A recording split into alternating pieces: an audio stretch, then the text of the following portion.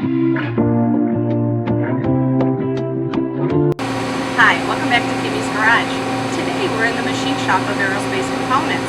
I have Gary here, our manufacturing engineer. What are you doing today, Gary? Today we're producing mandrels. Step 1.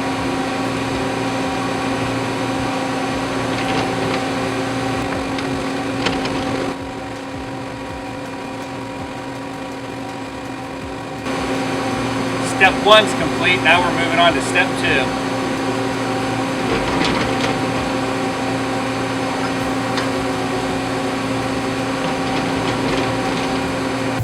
2. Today we're producing big black Chevy mandrels. We're loading the machine and finishing the final process.